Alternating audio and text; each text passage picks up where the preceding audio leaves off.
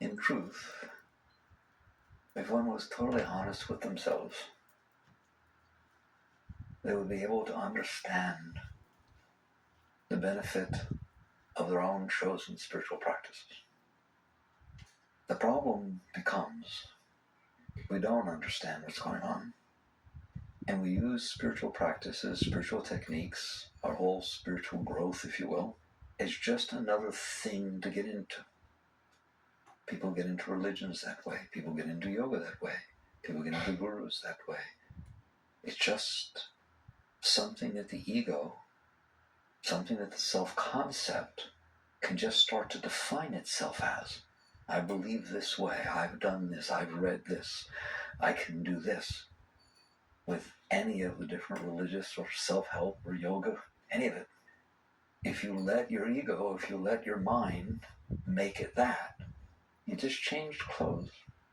And changing clothes doesn't really do anything. Maybe other people will look upon it differently, but inside, you'll know. You're just as nervous when you see somebody as to whether you're doing the asanas right, or whether you can quote the scriptures as good as somebody else, or whether you said something wrong, as you were with your fancy clothes and nice cars. It just becomes another thing to get into. That's absurd. The whole purpose of spiritual growth is to get out, not to just get into another trip. The highest practices that you can practice are the ones that you see from the depth of your being as beneficial for you to free yourself of yourself. When it is said and done, you will start to see that you are bound. Your personal self, your ego self, owns you. It tells you what to do all the time. It is constantly making demands of you. Like this person, don't like this person, say this, don't say that. Why did you say this? This is what you should do about the fact that you said this. Don't wear that. Oh my God, no one will like you if you wear that, etc., etc., etc. It just occupies and preoccupies you constantly and tells you what to worry about, tells you what you want, tells you how to go about doing it. The only reason you don't see this and that you're not freaking out is that it is so prevalent that you identify with it as you. If it wasn't quite as prevalent, if it was something that was there sometimes and not there other times, then the net result would be you'd look at that and say, no way. I ain't doing that. I ain't getting involved in that. But the fact that it's there every single moment, all the time, and never stops, you don't separate yourself from it. You say, no, I don't have anyone inside of me telling me what to do all the time, telling me who to like, telling me who not to like, what I should worry about, what I shouldn't. There's just me. Yeah, well, that's what I'm talking about. You will someday understand that is not you. You are the one who's watching that. And that is just so prevalent that you're comfortable with it. It's just the way it is all the time. You've never known it otherwise. And that's just how it is. Spiritual growth can't take place from that framework. Spiritual growth is not about that thing telling you how to meditate, telling you better do this, or telling you how to do your asanas right, or telling you to read this, or telling you to believe in this. That's not what it's about. It's just, I told you, it's just that same dictatorial, completely preoccupying psyche getting into spiritual things or getting into religious things. So you have to have a perspective to start with, which is not hard to get, which shows you there's a way out. And that perspective is the witness. That perspective is what your mind says to you and what your heart feels is something you hear and something you feel. It's that simple. You feel what your heart does, and you are aware of what your mind is saying. Someday, you will realize it is all about paying attention to who's hearing it and who's feeling it, rather than what it's saying and what it's feeling. That right there is the entire spiritual path. Not funny. No books, no nothing. It's just the simplest thing in the world. Somebody's watching that mind. If somebody wasn't watching that mind, you wouldn't know it was talking. But you do know it's talking. And if you don't listen to your mind, what happens? You freak. Your heart freaks, your mind gets scared, all kinds of stuff goes on inside. How do you know? What would you do if you didn't do what your mind told you to do? If your mind told you, don't do that, don't you? You get in trouble, that's scary, don't do that. What if you paid no attention to it? You'd start freaking out. Fears would come up, all kinds of things would go on inside of you. How do you know that? You do know it. You do see it. How do you know that? That is the spiritual pursuit. To ask the question, how do I know that the mind is active? How do I know that the heart is sending these messages? Who am I? Who knows this? The moment you get even an inkling of that awakening, and that's what awakening is. That's the awakening. What it means to wake up, what it means to be born into spirit, is when you step back into the witness, you realize, uh-oh, I've been sitting there listening to this idiot talk to me my whole life. My whole life. He doesn't know what he's talking about.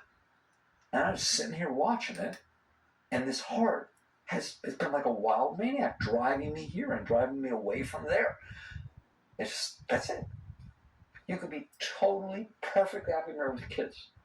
And I'll turn a little screw in there. You wake up one morning, your mind starts saying, I'm not happy here. This isn't like I thought it'd be. And your heart starts to get quiet and dull. And you don't feel the love anymore, right? And then when the heart starts to feel it, the mind says, I'm not even happy anymore. Am I really going to spend the rest of my life like this? I only have one life to live, and I don't want to tell anybody because it's embarrassing, and I know I'm not supposed to.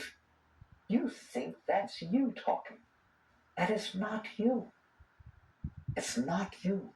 It might as well be a tape recorder. You are the one who hears it saying that.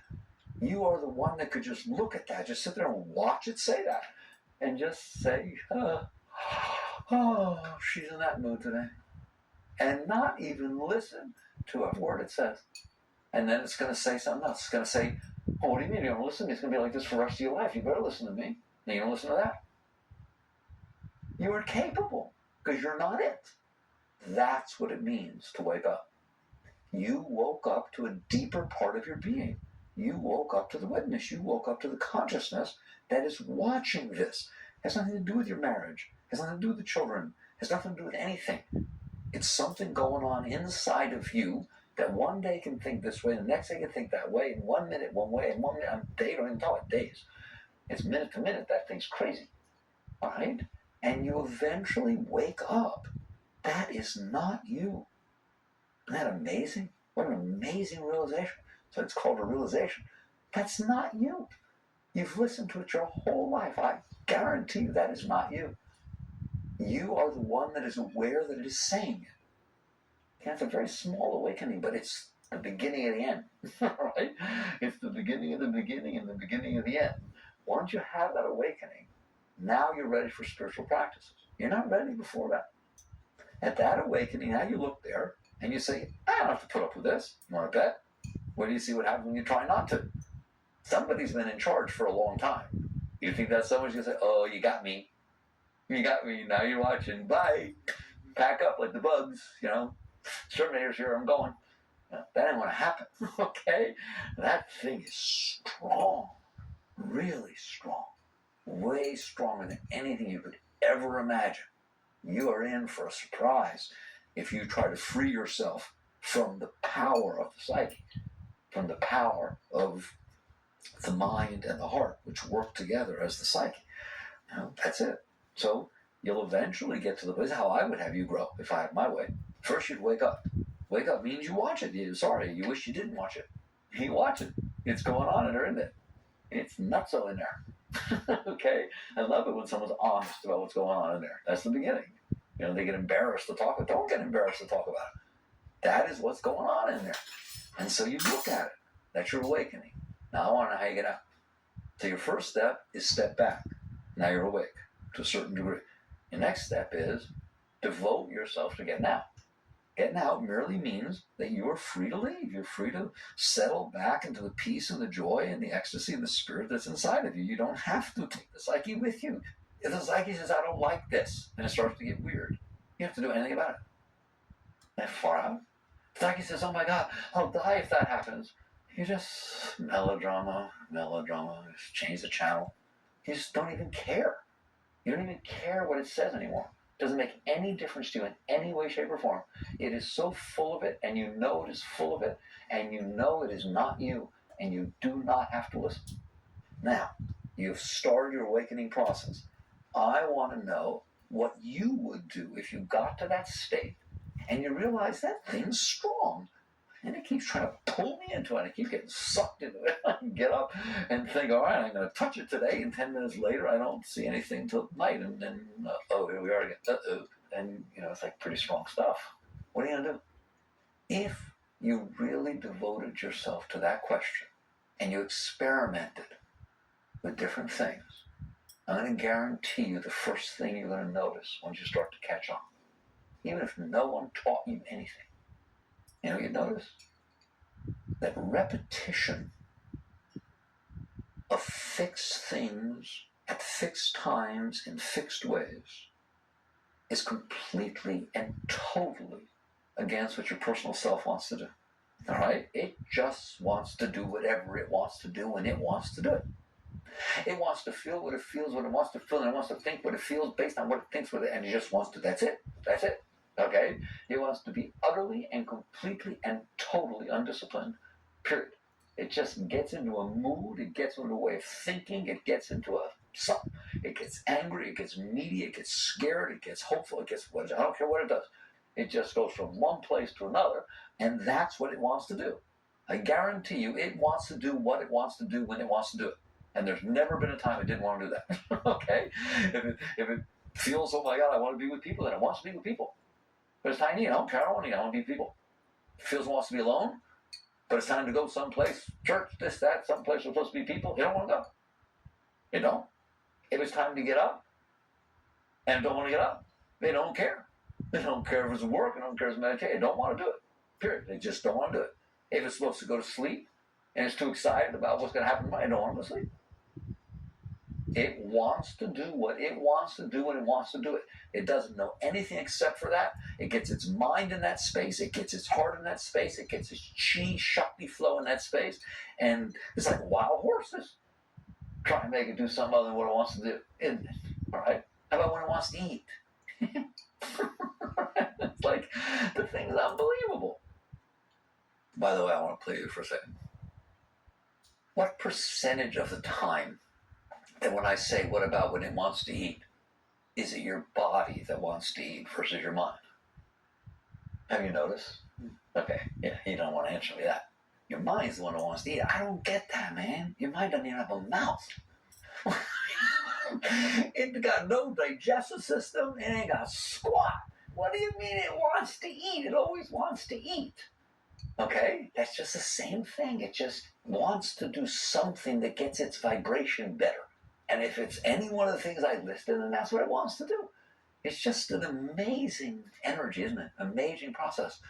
So you catch on very quick that if you let it do that, it's running the show. Period. It's in charge. And you don't stand a chance. You'll never get out. And so you literally take the risk of saying, we're not going to always do what you want to do. We're kind of in here together. Not quite a democracy. You're more of a dictator. But I'm here, and I'm going to have some say in the matter from now on. So, for example, in the mornings, we're going to do this at this time. And in the evenings, we're going to do this at this time. So it's going to happen, regardless of what you want to do. You're like, regardless?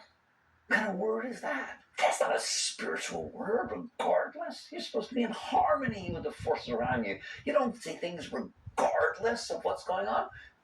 Net result is, regardless, totally and utterly regardless, you just put down your foot. You just put it down. You say, this is what we're doing. But what if I don't want to do it? That's right. You're going to do it if I don't want to do it? Yeah. What if I really don't want to do it? Yeah. I mean, what if I really, really, really don't want to do it? Yeah. It's just like that. And you know what you'll see? That even just to think that there's such a thing that you're going to do, not because somebody made you, that's too easy. Not because there's some penalty, you won't get paid if you don't work, or you'll lose your house if you don't pay your mortgage. You're saying, no, that's too easy.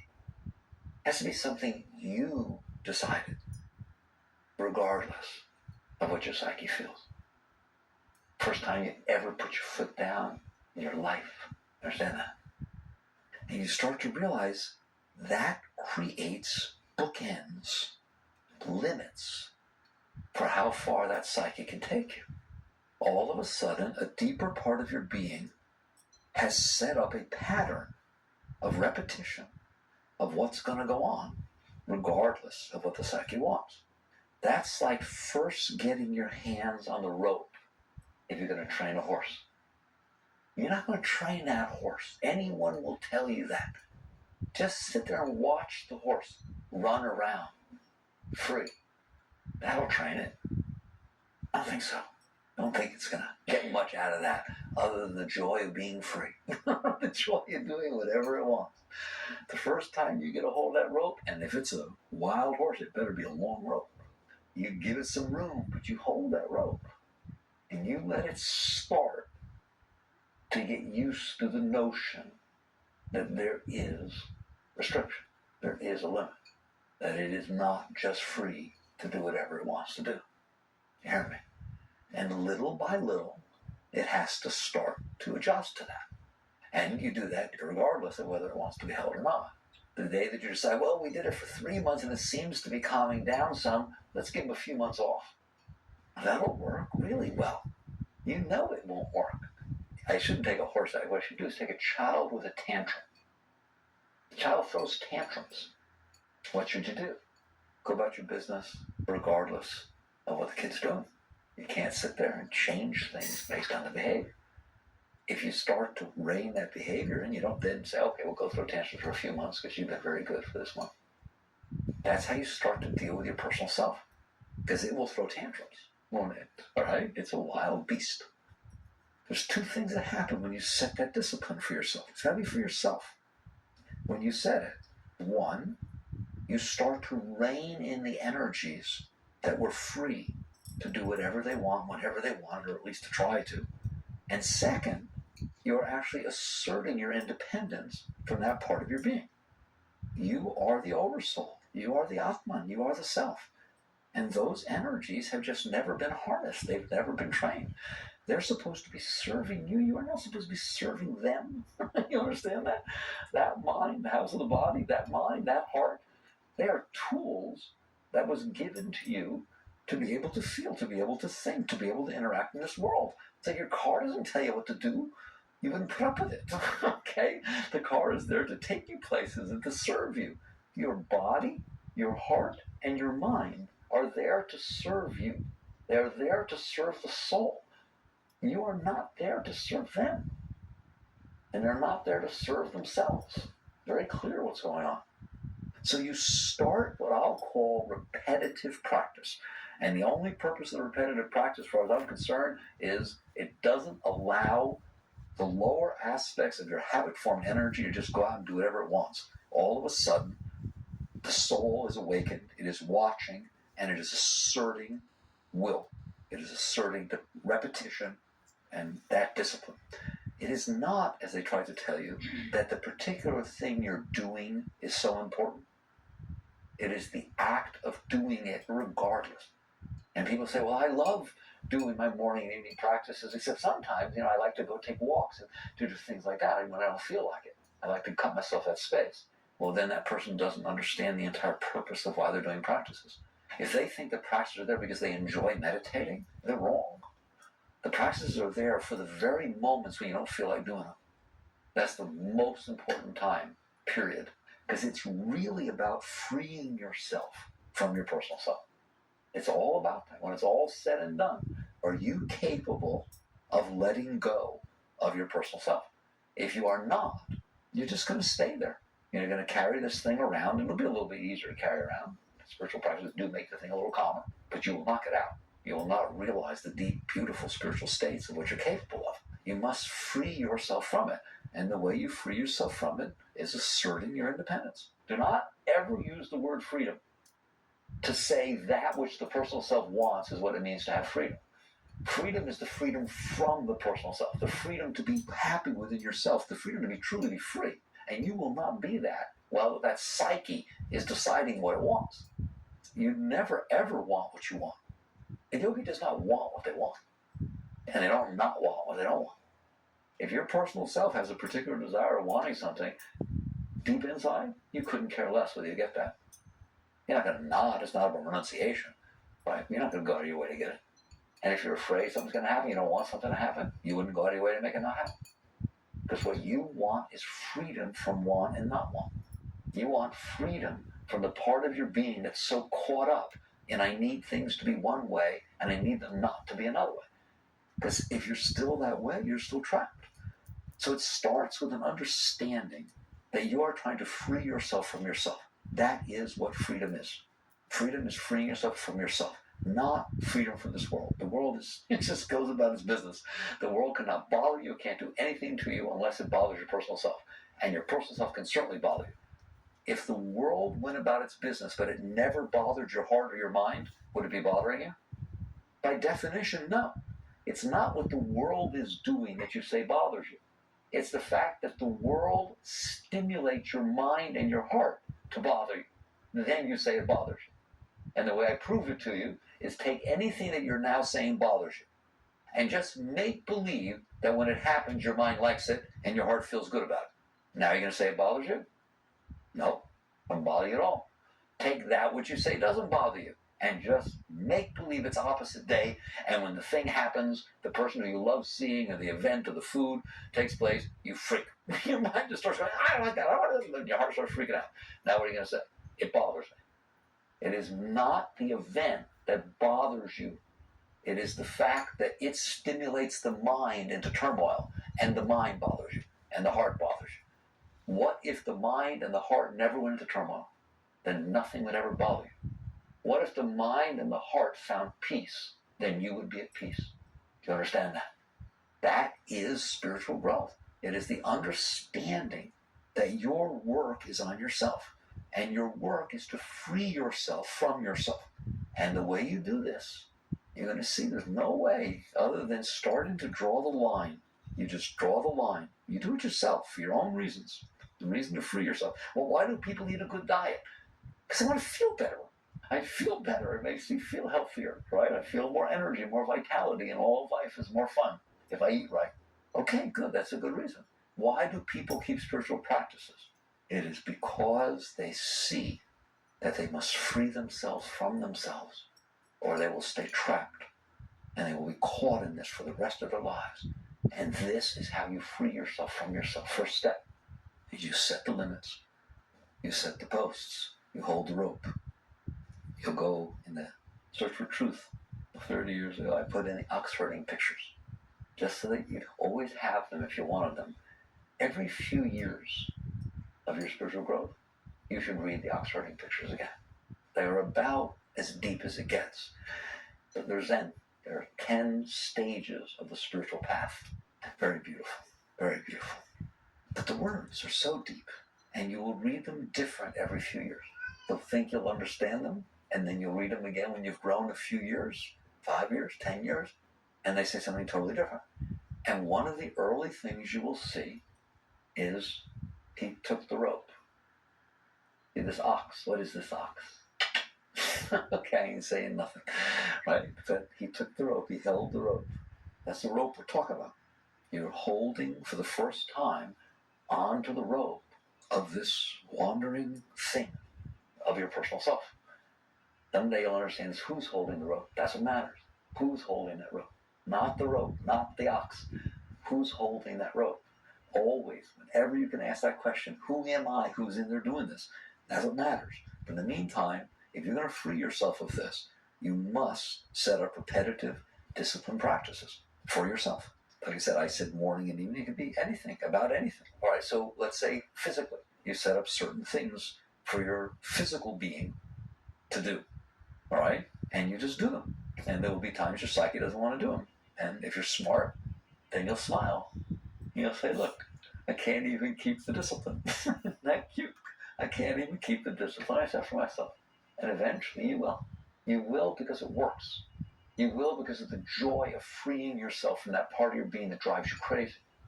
That's what it could be with discipline, with your body, discipline with food, discipline with whatever it is, spiritual practices, right? Now let's talk about discipline of mind.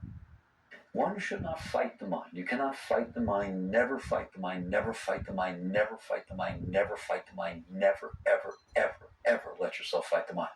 You will never, ever win if you fight the mind. Never. All right? The mind cannot be fought. It is not something you do.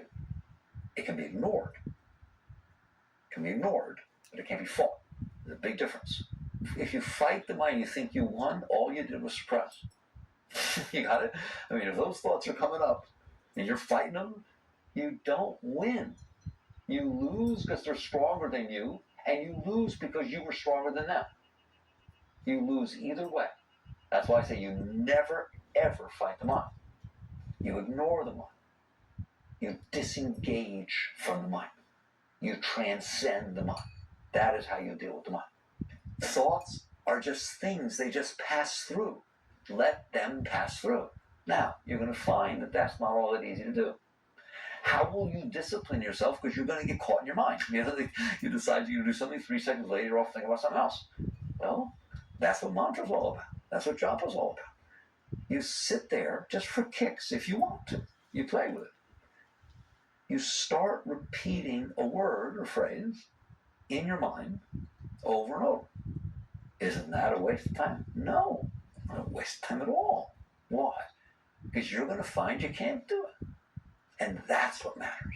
You're going to find that if you sit there and try to say God's name or say peace or say Om Namah Shivaya, it doesn't make any difference. Just sit there. Mantras are nice things. You want to say the age-old mantras, they have good power, but it doesn't matter. What really matters is you say something over because you said you would. You are capable of making your mind say whatever you want right now. Just say God, God, God over and over inside. Let's do it, doesn't it? Good. Start saying it. And what you're going to see is you'll say it a few times and then you'll get lost. What do you mean get lost? You're just sitting here. No, you get lost. Why? Because other thoughts will get created that you're not telling it to do. What? Wait a minute. I told you to say God's name. I told you to say peace. I told you what to say. Right? I told you. People don't believe that. In my books, they sit there and say hello. I'm telling you, get enlightened by saying hello. It doesn't matter. Right? Just say something. That's you willfully making your mind say something. You're perfectly capable of doing it. It did do it, didn't it? Well, isn't it funny that it doesn't just keep doing it if you tell it to do it? Who's the boss? All of a sudden, the mind decides it's going to say what it wants to say on its own. And it ain't going to be hello. Take it right now. That is not something the mind wants to go around saying. Hello? Hello?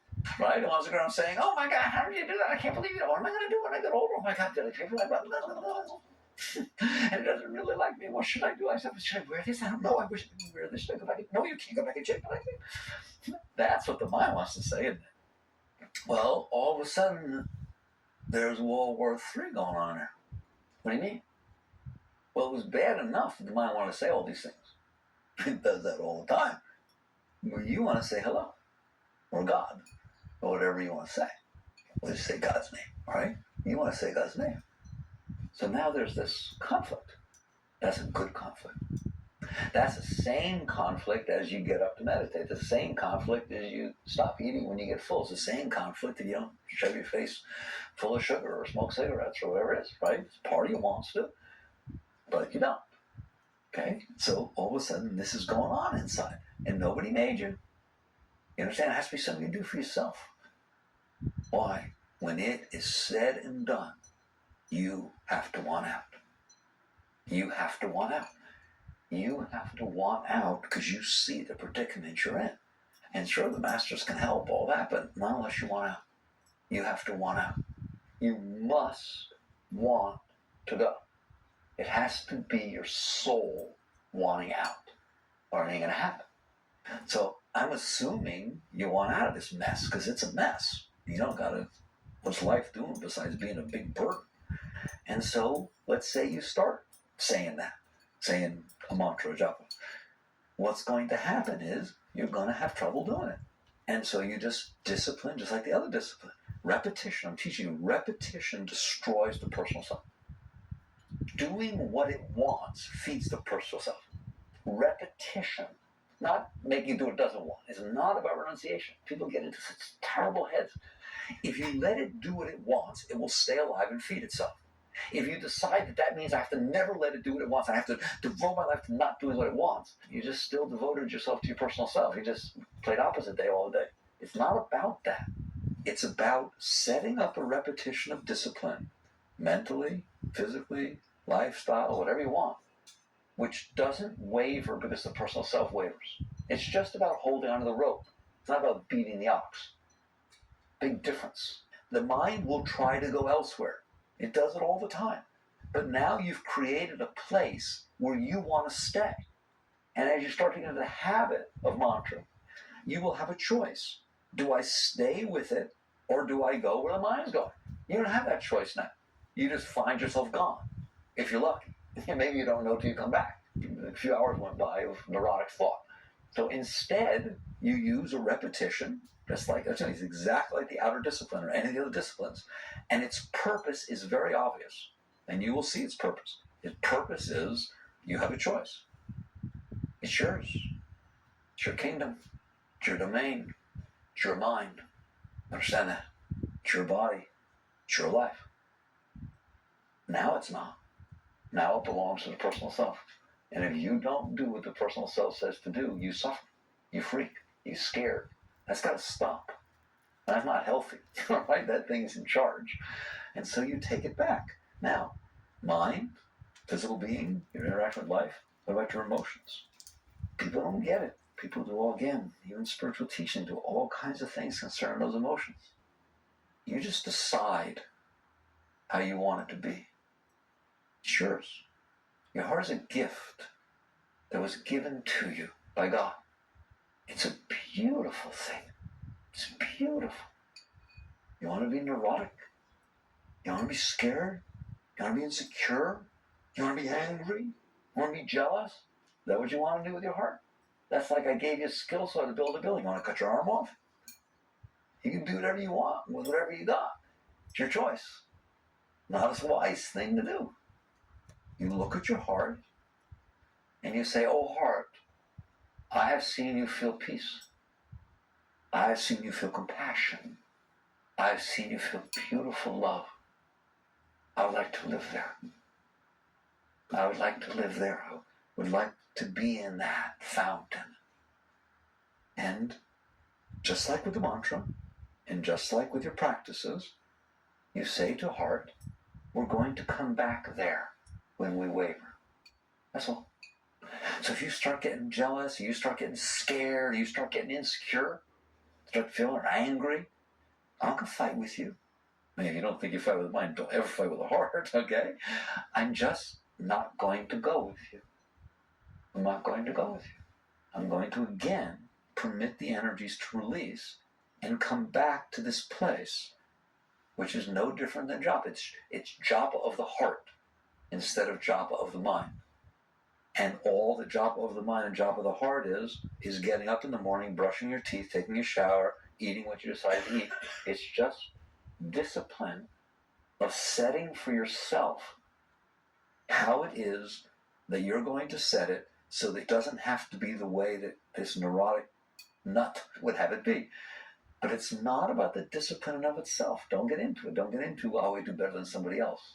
It's about the self, you, the consciousness, regaining control of their kingdom. It's funny as it seems, it's about the times you don't want to do it. Ultimately, it's about deciding, I'm going to do it anyways.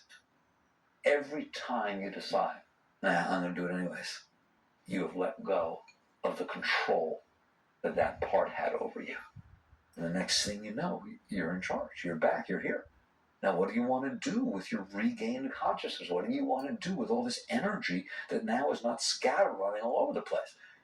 Every time you ever find the clarity of realizing you're there, just ask, who am I? Who is watching all this? Who is asserting this will? Come back into the self. So discipline of mind, not control, but just, it's more a matter of finding a fixed place and letting go of the rest. That's the word I want to use. And it's very subtle, isn't it, how to deal with the mind. Find a fixed place and let go of the rest. That is not control. You're not forcing it to be the other way. Just release. And what will happen is all the energies will come back to you. I'll tell you a couple of things that will happen. I've told people this, and not until they really do it do they understand how honest I'm being. You think of yourself as having a certain level of intellect. Maybe smart, maybe not so smart, whatever it is, okay? Look at me. You have no idea how smart you are. None. I'm telling you, you could compete with Einstein. There's nothing particularly important about the physiological being that gives the power to the mind. It is a question of discipline and it's pranayama. It is pranayama. You've seen Swami Chidananda, some of these other old ones, that's right, ain't Chidananda, like 70, 80 years old, and he does all those weightlifting, all that kind of stuff. He's a little guy, and he's old, and he wins these weight. I mean, I'm talking about stuff that nobody could do, but he's a yogi. He can channel his energy. And by channeling your energy, the body that doesn't look like it could do something that shouldn't be able to do, it can do anything. It is the same with your mind. Will you look how much energy is wasted in your mind? Will you look for a minute? The neurotic nut monkey mind that's just running around doing all the stuff it does, worrying about everything, battling with itself, all that you've suppressed, anything you've ever suppressed in your whole life is still there and you're still suppressing it. Otherwise it would have come up. How much energy is that? Understand that? How much thought goes on in there that has nothing to do with what you're trying to read and focus on? What if all of that was part of your intellect? Because it can be and it should be, right? I am telling you, you are brilliant. Not smart, brilliant. And I've watched people who think they can't do anything, who just, their experience through school or through this or through that is that, they ain't so smart, not so left brain, right? Sit there and through yoga start to focus, and all of a sudden they're doing all this stuff, and they're doing math, and they're doing this, and they're doing left brain stuff, and then they're better and they're better. I've just seen total blossoming. God, they just don't teach you right. They don't let you understand. They say find out what your talents are, and then go do those. You're talented everywhere. You're talented to do everything. You can be great. It's all a question of, will you please look how much energy is wasted? Look how much heart mess is going on. And when you put your heart into something, as they say, boy, he puts his heart into what he's doing. You're good at it, aren't you, right? How much you put your heart into? You kidding? Your heart's a maniac. Most of the time, the best you can do is get away from it. It's something to run away from. It's like a volcano that you wish you could just go about your business without the thing freaking you out. That's what most people think they have a good day, right? The heart didn't bother them and knock them off the bike. Because boy, it can go crazy. What if all of the energy that you ever felt, all the power of anger, all the power of lust, all the power of love, all of that power, it's a lot of power, isn't it, that can come from your heart, was channeled into what you're doing, into the task at hand, into the thoughts that you're having, into what you're doing. Are you kidding me? How much more would you be rather than what it is now? That's what happens if you work with these things. It is not about renouncing. It is not about right and wrong. It is not about better and worse and getting good at something. It's about realizing I'm great. My true being is great. And I'm not practicing any of that. in any way. Look what you give in your relationships. You know what you give to your loved ones? The biggest mess that they could ever be with. Like you feel comfortable being a baby and being a whiner and a complainer, and you think, oh, but well, of course, this is the person that loves me. What are you, nuts? A lot of times people are just their weakest, wussy self around people who they're very close with. You should be giving beauty to the people that are around you. You shouldn't be taking from them, expecting things from them, unless in the world that you give somebody else is the weakest part of your being. What kind of bargain is that? For that I fell in love, to get the weakest part of your being? It's crazy. So you work with your heart. And you sit there and say, this is what we're going to do. Just like you work with your job and you work with the disciplines outside. Right? Does that mean you can feel love all the time? No. It also doesn't mean your mind's going to be quiet all the time. But it does mean you set the post. And when it starts wandering, you're letting go and you're pulling back to the center. You work with your heart. You do not let that heart go berserk and go crazy all over the place and get all weird. You watch it carefully. Don't suppress the energies or you will lose your heart. You don't want to lose your heart. You want to release the energies that come up and stay fixed in a fixed place within your heart. If you will do that with your external life, if you will do that with your mind, if you do that with your heart, what I just said to you will take place. You'll have a totally different life. Everything, your relationships, your intellect, your finances, health, every single thing will be totally different. And it won't make any difference to you because what will happen spiritually will be so beautiful you couldn't care about the rest. This is pranayama. You've heard the word. Pranayama is the channeling of the life force. That's what Yogananda used to teach. Control of the life force. Those are the lectures he gave at Carnegie Hall in the 30s. Control of the life force. That's true pranayama. What is the life force? That which is making your mind go berserk. That which is making your heart freak out at the times that it freaks out the most. That is your Shakti. That is your chi. That is the energy.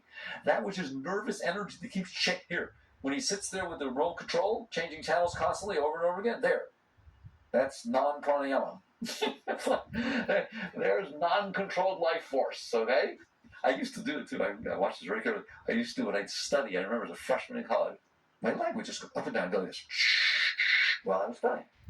What is that? That's Shakti. That's prana. What's it doing? What good is that? You're wasting that which is the most precious thing in the universe. Your spirit, God, chi, Shakti.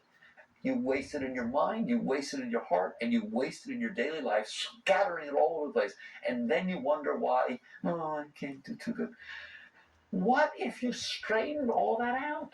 What if all of that energy was at your command? When an athlete becomes great, how do they do it? Practice, practice, practice. What is different than what I just talked about than what they do? They just practice and practice and practice and practice and focus and practice until what? Until they have more of their life force going into that golf shot, going into that punch, going into that thrown ball, going into that whatever they're doing. Same thing with the musician. Until they have so much of their being, their whole being, going into that. Right? I guarantee you, whether it's football, whether you're a conductor, whether you're playing an instrument, whether you're playing golf, if your mind's doing what ours do, you ain't very good. If Tiger's sitting there about to take that putt, and it's going, oh my God, I wish my father was here. I can't believe you don't see this thing. That putt ain't going in the hole right now, right? And if you talk to him, he'll tell you he was trained early. His doesn't do that. That's what I loved about those movies they made about golf. I don't remember their names, but they literally tried to show that state. They tried to use cinematography to show going into that into that state of total one-pointedness when they took their shot. That is what happens to a great athlete. You are an athlete of life. That's what a yogi is, and a yogini. You're an athlete of life. That's your sport. That's your leela. And your whole being belongs to you. Mind, heart, body, interaction with life. It's yours. You are super conscious under all conditions. You know what's happening in your mind. You know what's happening in your heart. You know what is happening. And you are directing that prana, all of it, to go where it's going. All right? Until it becomes totally natural. Wherever you look, it all goes. Imagine that. Your whole being. And so spirituality and spiritual growth is so beautiful. It's your whole life. It is your whole life. And now you understand what pranayama is. Pranayama is not nostril breathing. Pranayama is control of the life force. And control of the life force is control of the life force, right? It is the channeling of all these energies, all this chi, all this Shakti that's flying around completely and utterly out of control. You throw away 99% of your life every minute. It's just thrown away into wasted thoughts, wasted feelings, wasted energy, wasted fears, wasted desires, wasted junk, okay? And you can't live. You don't have to do that. All of that can be yours.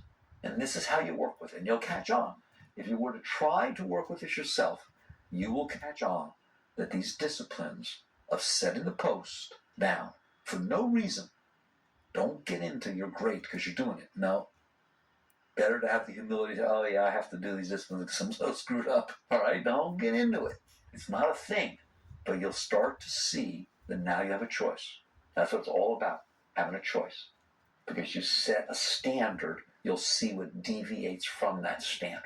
And eventually, you will sit there and love the experience of keeping the energies harnessed and channeled because of what it gives to you and does for you. Truth is, I've just talked about yoga. That's yoga we just talked about. That is the science of yoga. All right, work with these things. Jagrative.